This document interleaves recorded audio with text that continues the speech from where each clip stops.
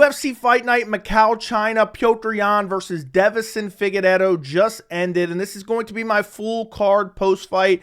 And to be honest, we're going to go through the majority of the fights, but there's a couple fights that I missed that I did not have time to go back and rewatch right now. So we're going to discuss the full main card. We're going to discuss the majority of the fights on this card, and let's jump right into it. Starting off with the first fight of the night, Hayisaer versus Nikolas Motta. Nikolas Motta wins a unanimous decision. I believe all three judges had it 30-27. Outside of the first round where Motta got hurt with a knee and Hayisaer kind of looked for a finish, never really got close, Motta boxed him up, hurt him multiple. I think he hurt him at the end of the first round, hurt him in the third round, early on in the third round. And the second round just boxed him up. I mean, Motta was clearly the superior striker. Hayisaer looked uncomfortable on the feet. He was getting crowded on the feet. He looked like he was almost pulling his punches a little bit, like he was throwing little half-hearted punches. And Motta was just being aggressive. He was just being aggressive. And in late second round, not even early third round, late second round, late third round, it looked like Motta was starting to slow down and the stamina was becoming an issue. And Hayisaer maybe could put his foot on the gas and get something done. But the opportunity never really materialized. So Nikolas Motta wins via unanimous decision, outstruck Hayisaer literally the entire fight, hurt him multiple times, almost got a finish multiple times. And Nikolas Motta gets it done via unanimous decision. Next fight on the card, we have Xiaonan versus Quang. Man, Xiaonan looked good in this fight. It was a competitive fight. Like early in the first round, Quang was actually looking pretty good, landing some good shots. Xiaonan was like really landing leg kicks early. But then basically second half of round one, Xiaonan started to take over and land the way better shots. Second round, he landed early, landed like a big right hand that kind of stung Xiaonan. And then again, it was like Xiaonan just started to come on strong. I believe in the second round, Lee shot him on a takedown, but really didn't get any control time with it. Xiaonan was able to scramble. I think gave up his back, but then shook him off the top. And in the second round, Xiaonan was just outstriking him. He was chopping the legs. And then in the third round, Xiaonan came out, landed a right hook, dropped him badly, finished him off with hammer fist. Great performance by Xiaonan. He looked way better than Quang everywhere, basically. I mean, there wasn't a whole lot of grappling in this fight, but when there was, Xiaonan was able to scramble back up. The takedown defense didn't look great, but it was one takedown that he gave up. So it really didn't matter. Maybe it caught him off guard. Looked fast on the feet, was chopping the legs. Hands looked good as well. I mean, he's not like an elite level boxer by any means, but he looked pretty decent, and he gets the win via third round KO. So it's not like he's coasting in the third round. He gets it done. Next fight on the card, and I forgot how to pronounce this guy's name.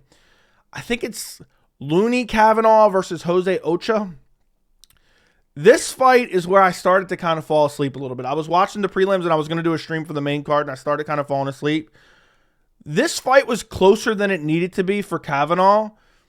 Honestly, I don't think either guy's particularly good. I really don't. It ended up being a unanimous decision for Kavanagh.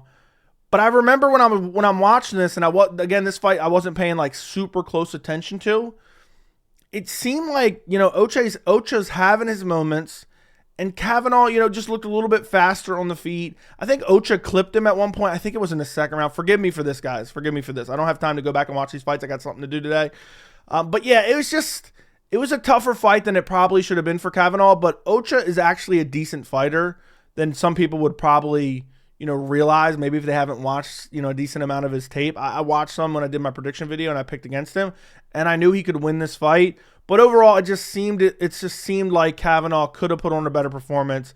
Ends up winning a unanimous decision. When it went to the scorecards, I wasn't 100% sure that the judges were going to get it right, but they did. Unanimous decision win for Kavanagh, I think is how you pronounce it. Next fight on the card, we have Nyam Jargul Tumendemberel versus Carlos Hernandez. Carlos Hernandez wins via split decision.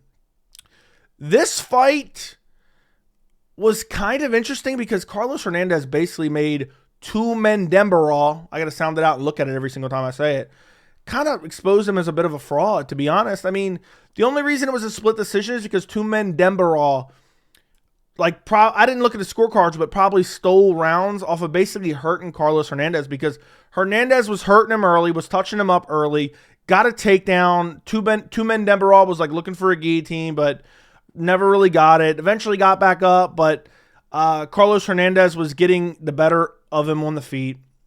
In the first round, I think it was towards the end of the first round, Tumendemberel dropped Hernandez with a left hook, but Hernandez, there was like a scramble. He ended up getting back up. There was an armbar attempt from Tumendemberel, and Hernandez ended up on top, like throwing elbows towards the end of the first round. So the first round was all Hernandez, but then he got dropped at the end. So you could maybe say Tumendemberel takes the first round.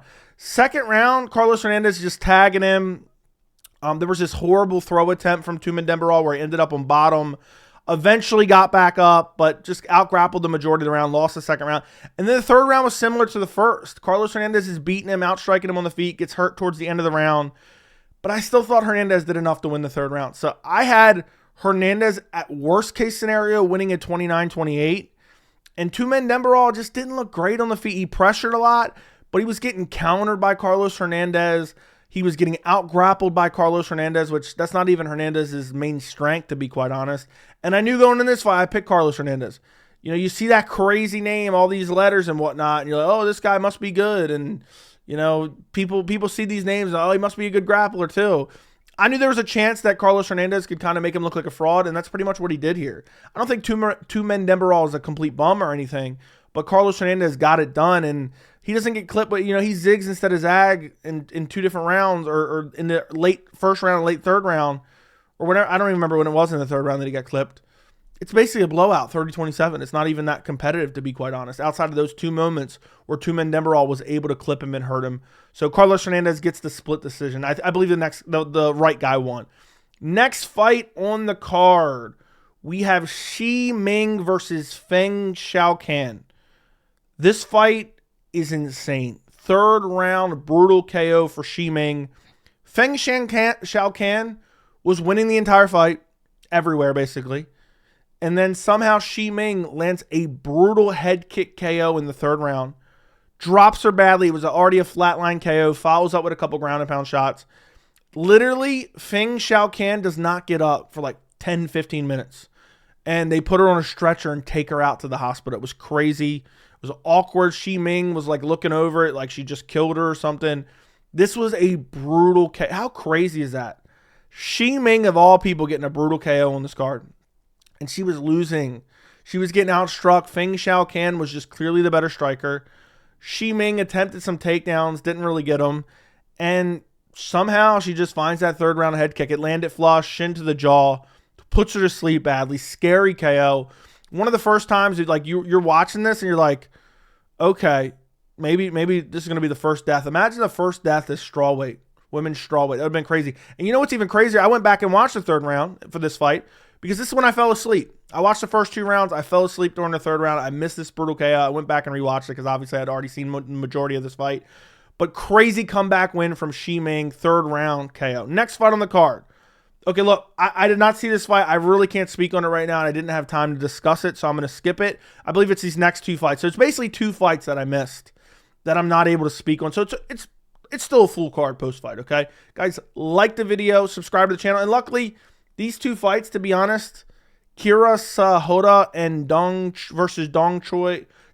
Hong Choi, and I forgot how to pronounce his name, versus Sung Yu. You know, they don't. I don't know. I should have watched this one because it was a first round KO. I really should have watched this one. But this one, I went and skimmed through a little bit.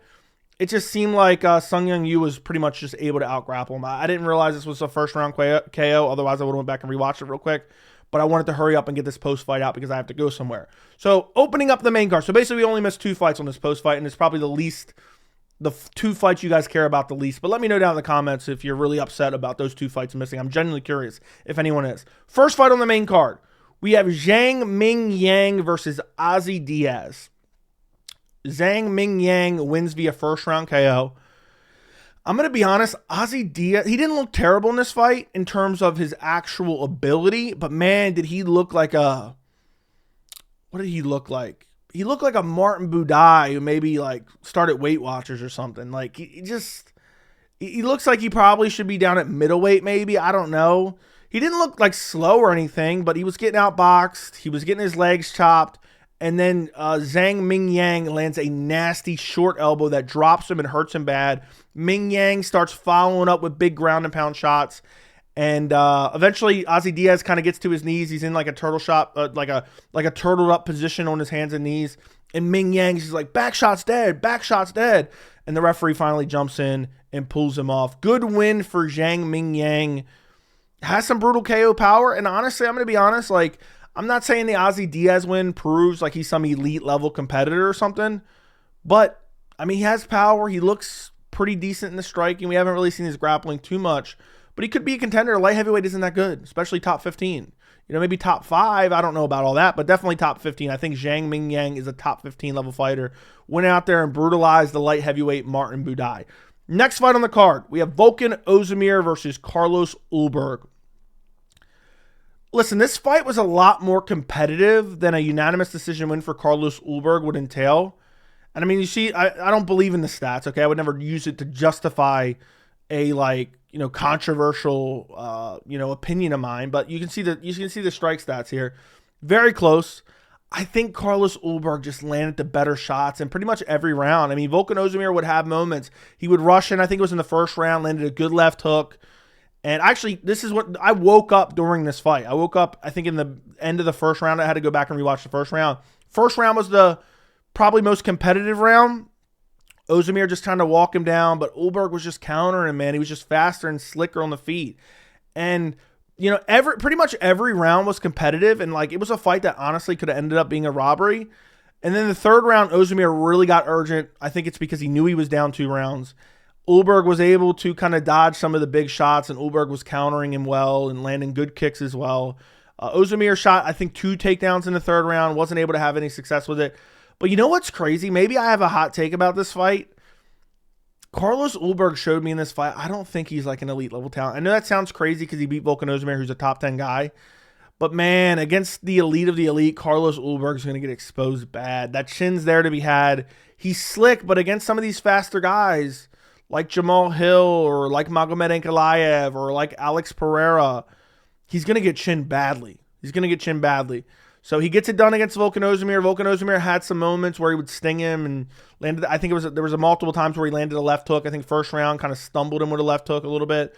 But it seemed like Carlos Ulberg was just content, kind of sticking and moving, using his kicks, using his lateral movement, avoiding the big shots of Volkan Oezdemir, and getting it done via unanimous decision. Next fight on the card, we have Wang Cong versus Gabriel Fernandes. What a fight this. Gabriel Fernandes gets it done via second round rear naked choke. This was straight up insane. Wang Cong was just dominating her, walking her down, landing side kicks, landed a hook kick to the head. And she's basically dominating the fight, walking her down, landing. Fernandes tried to shoot a couple takedowns. And in the second round, Fernandes, I can't remember. I'm trying to remember which came first. It was the head kick. She landed a head kick first.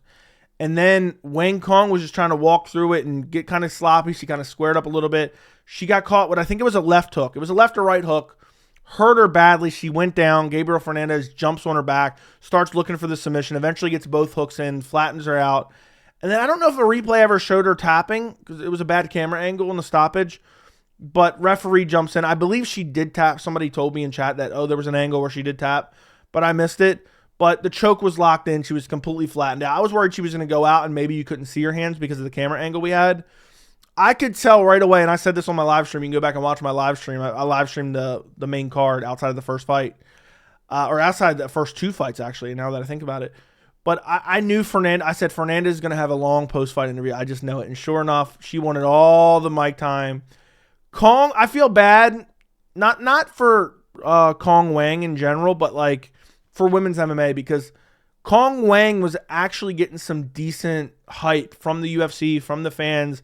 They cared about her. She had the interesting, like, she wears the Joker makeup and she has a very fan-friendly style. And then she goes out there and gets brutally exposed. I mean, if you're losing to Gabriel Fernandes, and she was winning. She was landing at will. She was shucking off takedowns. But she was getting too aggressive. And the commentary team was acting like Wang Cong wasn't doing well. So, oh, man, she's got to get a little bit more aggressive here. Like, she's clearly winning. Maybe she heard the commentary team and decided to rush in, and that's what got her clipped. That's what it seemed like to me. So, Wang Cong gets finished in the second round via rear naked choke.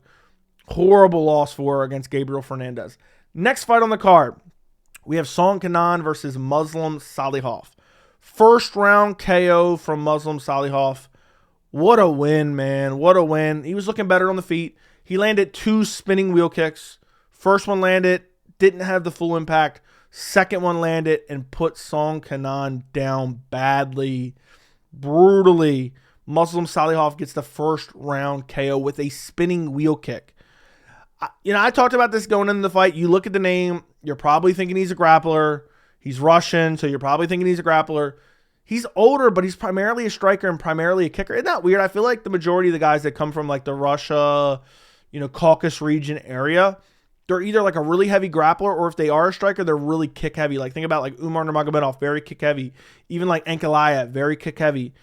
And he went out there and just absolutely destroyed Kenan in the first round with a spinning wheel kick. Doesn't get much more spectacular than that. Didn't really have a chance to slow down, and that's really his Achilles heels when he starts to slow down. It's because he has too much output. So great win, great first round KO by Muslim Salikhov.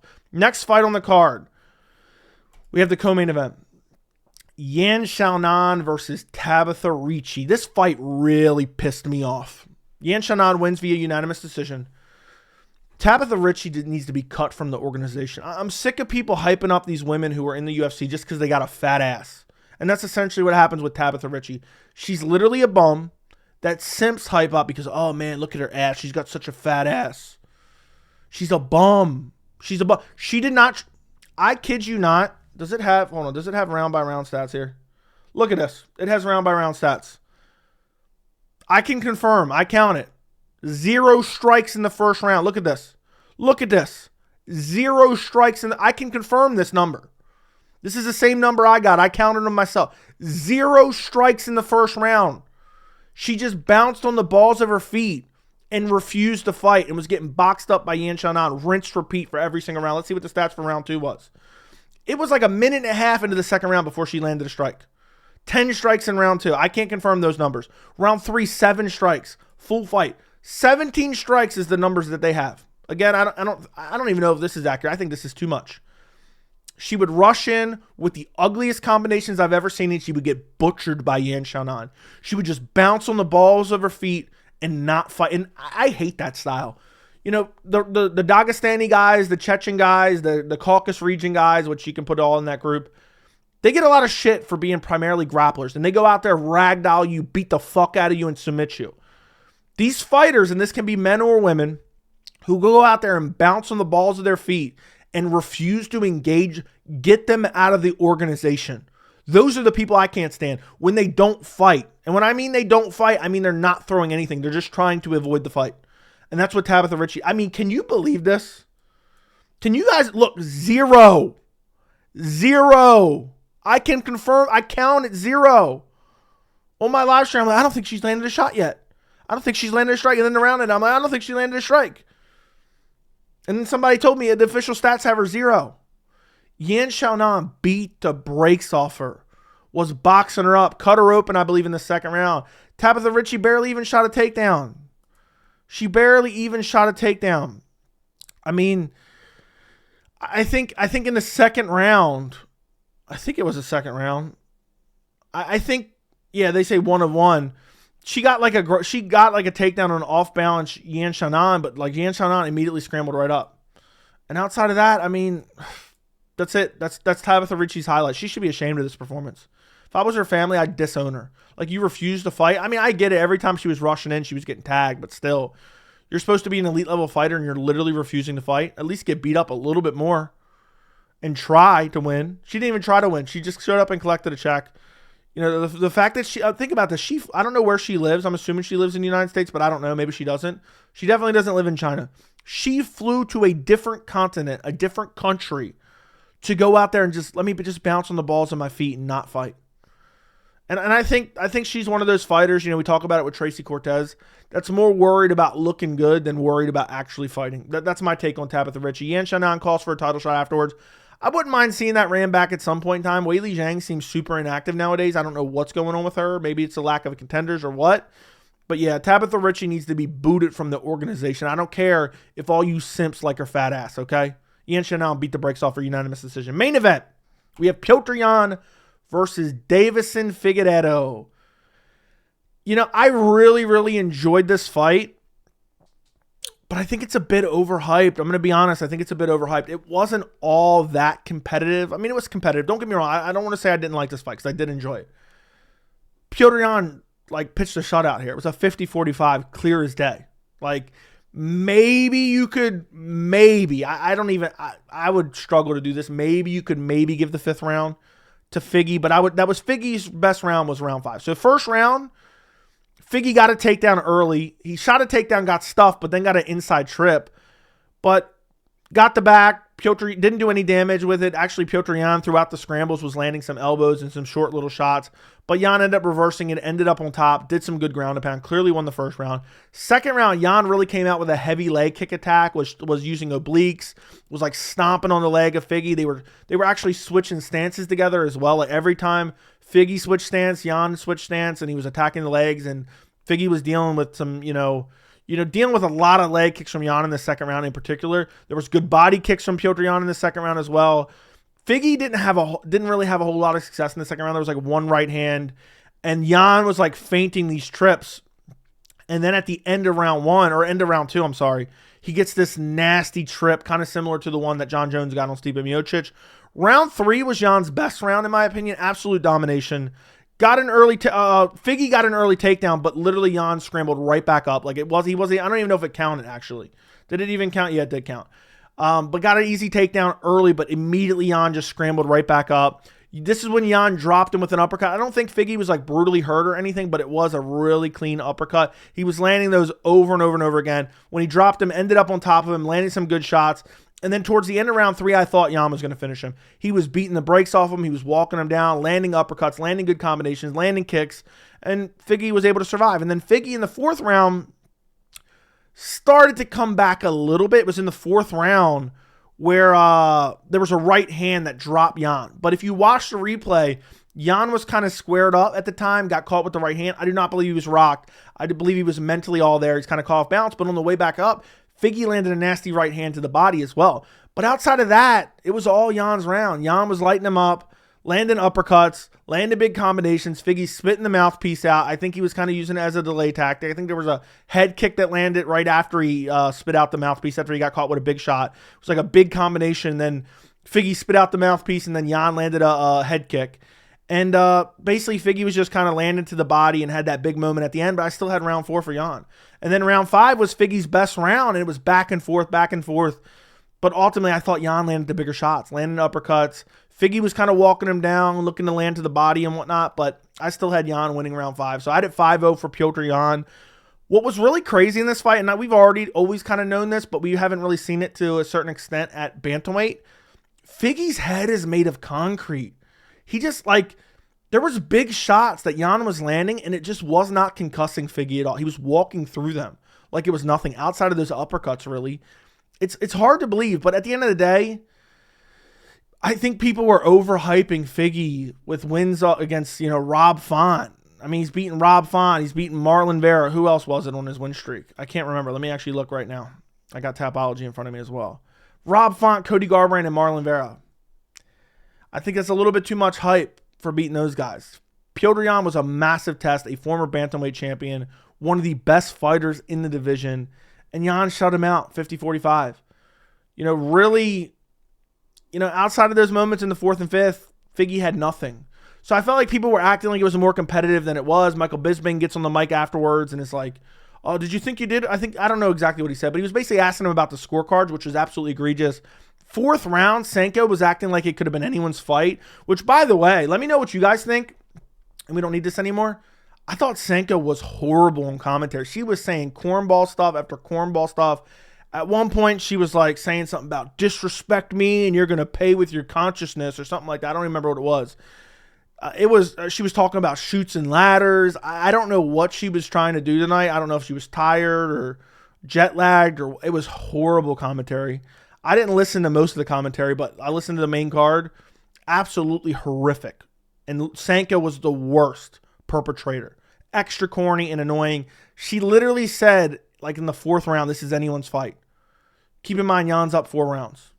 He's up in the 4th round after he won the first 3 rounds. And then she kind of was like, oh, well, that sounds dumb. So anybody could get a finish here. What? You just said it's anybody's fight. That would imply that anybody could win this fight via decision. So I didn't see that. I think people are overhyping it as more competitive than it actually is. It was really a beating with a couple small moments or a couple big moments from Deiveson Figueiredo that weren't enough to steal around.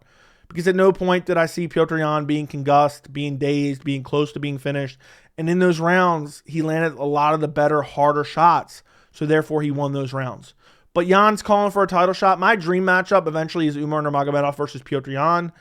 I think Jan could beat Merab in a rematch. I don't see that happening. But he did the best against Merab. You know, I don't want to sit here and elevate a guy off a loss, but Merab wasn't able to have a lot of effective, you know, striking or ground and pound against Jan. So that's a fight I want to see. I want to see Umar versus Merab first. Winner fights Petr Yan. Hell, in the meantime, book Petr Yan versus Sean O'Malley. Sean O'Malley got that brutal robbery win, which elevated his whole career, and now people act like he actually won that fight. So I would love to see Jan O'Malley too.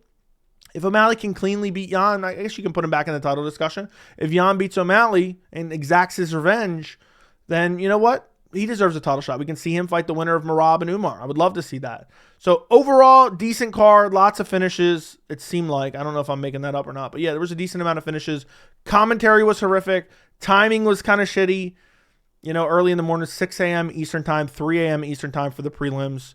And I missed 2 fights. So let me know what you guys think down in the comments. Like the video, subscribe to the channel, and thank you so much for watching.